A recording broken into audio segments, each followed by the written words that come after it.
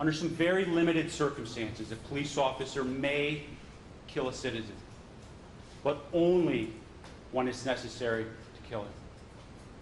We're here today because the defendant shot Laquan McDonald 16 times when it was completely unnecessary. When the defendant started shooting, Laquan McDonald was walking toward a chain link fence in a vacant lot, surrounded by 5 squad cars and 10 fully armed and protected Chicago police officers. Jason Van Dyke is charged with first-degree murder and 16 counts of aggravated battery with a firearm and official misconduct, because not a single shot was necessary or justified. So let's start at the beginning, and let's talk about what led up to the defendant shooting Laquan McDonald 16 times. It starts at 9:45 p.m. on October 20th, 2014, with a 911 call about a guy in a truck lot with a knife. So this map that you're looking at here on the screen, this captures the entire area where this incident occurred. And the 911 call directs 2 Chicago police officers to this location here, 41st and Kildare. There's a truck lot here where individuals can park their trucks. Officers are dispatched to that parking lot at 41st and Kildare. And on arrival, they have a brief conversation with that 911 caller. Officers don't even get out of the car. It's very short. The 911 caller tells the police of this confrontation about a guy who had a knife and who we will learn is Laquan McDonald. The police get a description of Laquan and are told where Laquan went when he left the truck yard. Important facts here. Police don't even get out. Nobody's injured. No damage to a single truck in the yard. The 2 officers, Officer Gaffney and McGilligan, drive up Kildare and make a right on 40th Street. And almost immediately, they see Laquan walking on the sidewalk down 40th Street. And they approach him. McGilligan, front seat passenger, gets out and approaches Laquan on foot. Gaffney stays in the police SUV and travels next to his partner towards Laquan. Pretty quickly, Officer McGilligan sees that Laquan McDonald has a knife in his right hand. And so let's just establish this and clear this up right now. Laquan had a knife in his right hand. He had the knife in his right hand at the truck parking lot. He had a knife in his hand when he is first seen by Officer McGilligan and Officer Gaffney. This is the knife. There's no dispute that Laquan had this knife. This is it. It's about a 3-inch blade. He held this in his right hand. Officer McGilligan walks up to Laquan McDonald, reaches to about 10 to 15 feet to Laquan, right there on 40th. And it's a slow walk, and you're going to get to see exactly how that walk looked. He tells him, drop the knife. Get your hands out of your pocket. Turn around and stop. Laquan ignores him. When McGilligan sees that knife in his right hand, he does exactly what he's supposed to do. He shares that information with his partner Gaffney in the vehicle, and they communicate that over the Chicago Police Department radio dispatch. You're going to hear the dispatch tape. And when they relay that information to CPD, the CPD dispatcher then relays that information over the radio.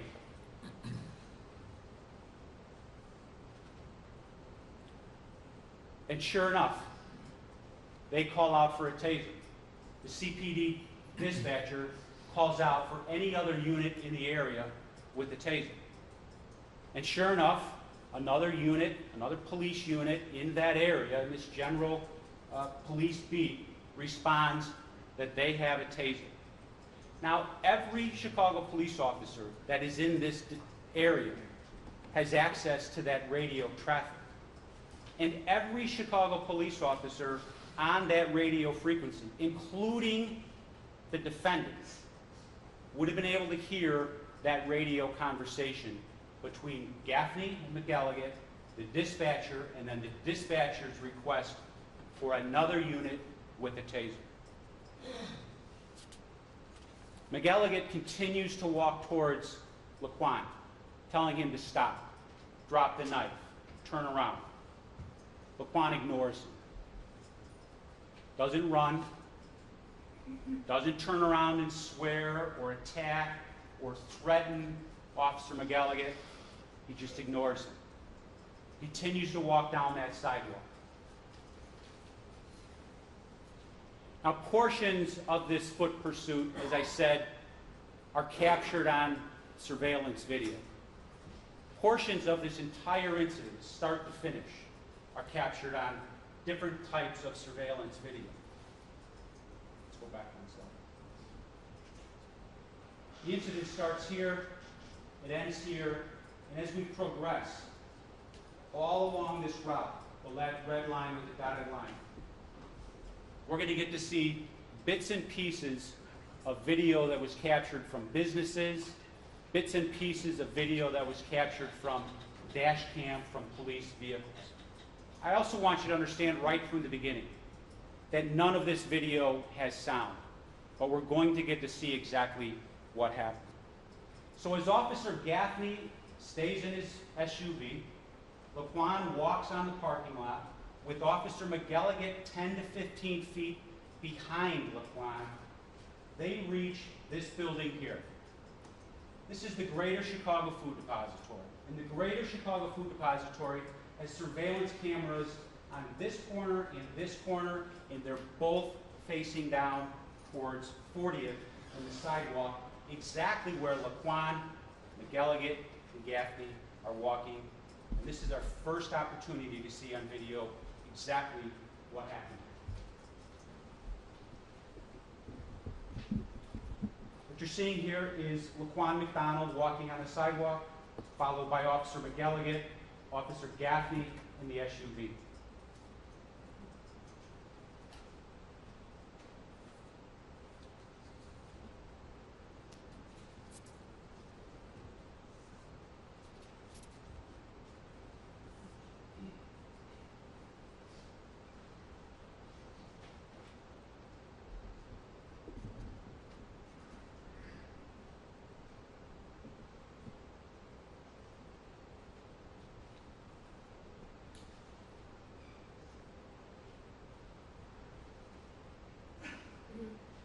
Now what you saw was Officer McElligott following Laquan.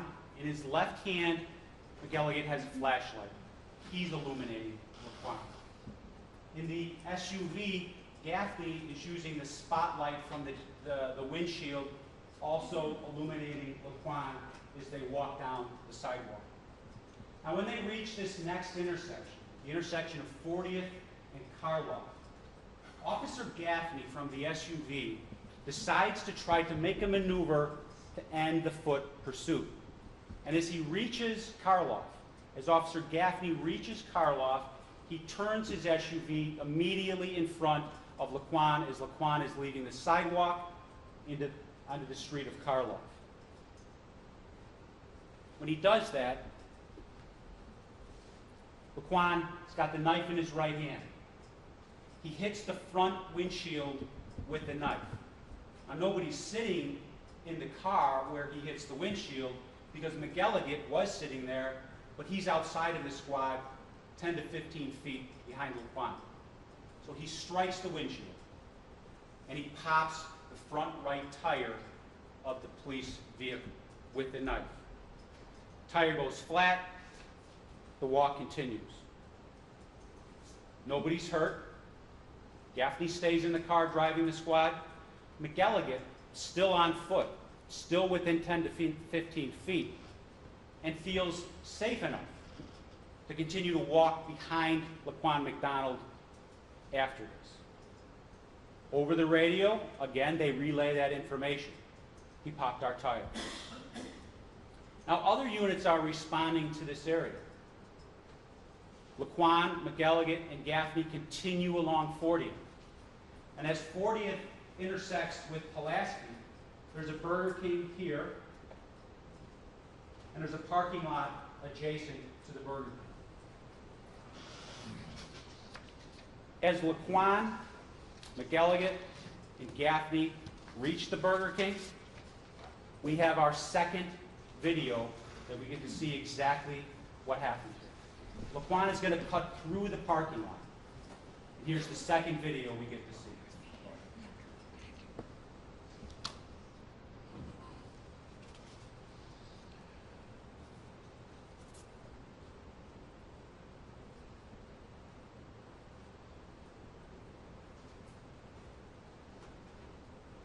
Now it's quick. It's a dash cam that's coming through the parking lot. And what you can see when you have an opportunity to watch that video again is that McElligott is a little bit farther away from Laquan at this point. Well, Laquan is cutting through the parking lot, and he is now reaching Pulaski. At this point, there are police vehicles in front of Laquan as he is walking down Pulaski. There are police vehicles alongside Laquan as he's walking down Pulaski. And there are police vehicles behind Laquan as he's walking down Pulaski. Along this entire stretch of Pulaski Road, Pulaski Avenue, is a 6 to 7 foot chain link fence blocking a vacant lot that's under construction. There is a taser unit, a Chicago Police Department taser unit on its way, and not a single pedestrian anywhere in sight. The defendant's partner pulls up alongside of Laquan, and the defendant tries to get out of his moving squad. His partner says, "Not yet, we're too close." His partner then accelerates around another Chicago police squad, stops his vehicle on Pulaski a little bit further down. The defendant gets out, gun drawn, with Laquan McDonald walking toward that chain link fence and that vacant lot. Now here there's a few important time elements I want you to consider. 12 minutes ago, this started with a 911 call to a truck lot at 41st and Kildare. This defendant gets out of his vehicle. From the moment he gets out of his vehicle, 6 seconds later, he pulls the trigger for the first time and starts to shoot Laquan McDonald. That's fact number 2. Number 3, 1.6 seconds after the defendant starts to shoot Laquan McDonald is knocked to the ground, never to get up again. That's number 3. Next, number 4, for the next 12 and a half seconds, the defendant continues to pull the trigger of his gun over and over until he empties the entire clip of the gun. In total, this defendant decides to shoot Laquan McDonald not once, not twice, but 3, 4, 5, 6, 7, 8. He's only halfway done. 9, 10, 11, 12, 13, 14, 15, 16 times in total. 16 gunshots into the defenseless body of Laquan McDonald. All of that occurs right on Pulaski and it's captured on video. We're going to see it right now.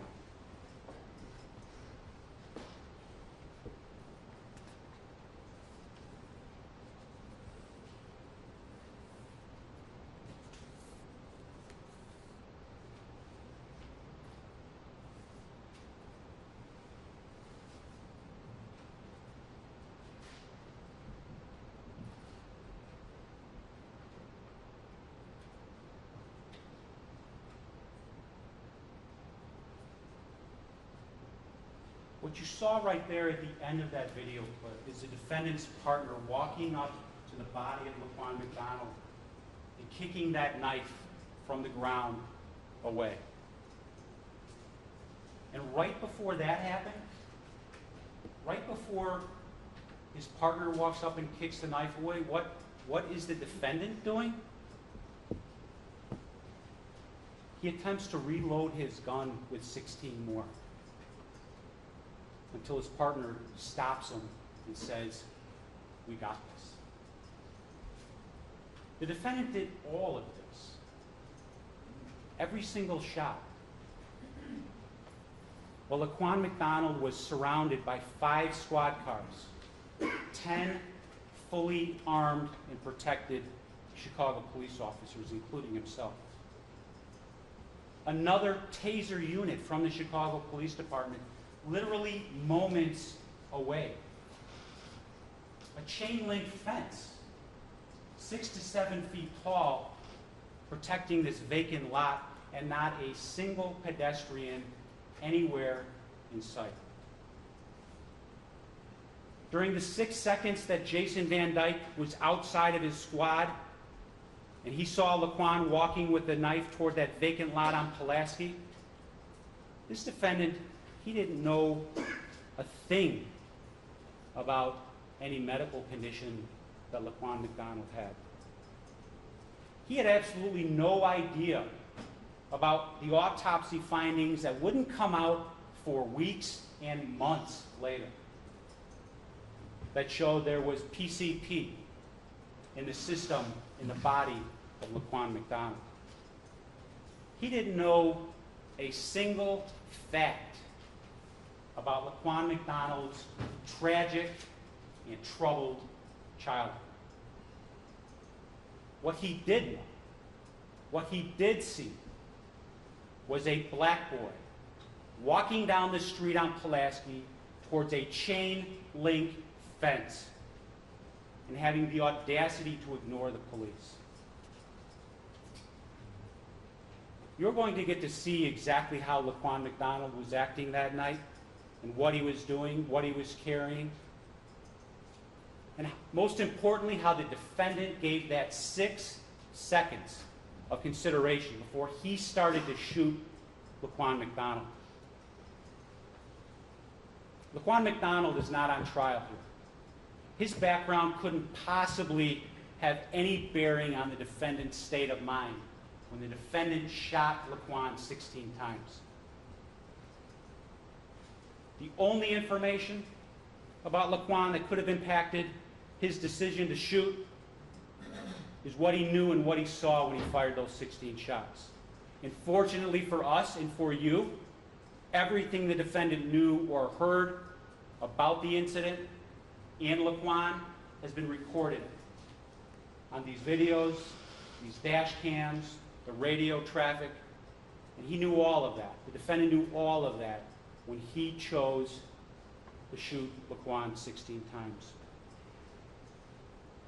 When I started, I told you, and I'm going to repeat it again here, the police officer has legal right to use force, and even deadly force, but only when it's necessary. What was necessary that night, October 20th, 2014, was the arrest of Laquan McDonald. But it was not necessary to kill Laquan to do so. Ladies and gentlemen, after you have heard all the evidence in this case, you will see that it was not necessary to shoot Laquan McDonald a single time, let alone 5 times or 10 times or 16 or any of those in between. And that he, this defendant, is guilty of first-degree murder. He's guilty of all 16 counts of aggravated battery with firearm. And because he did all of this in his official capacity as a Chicago police officer, he's guilty of official misconduct. Thank you. Hey, if you like that video, be sure to subscribe to our ABC7 Chicago YouTube channel.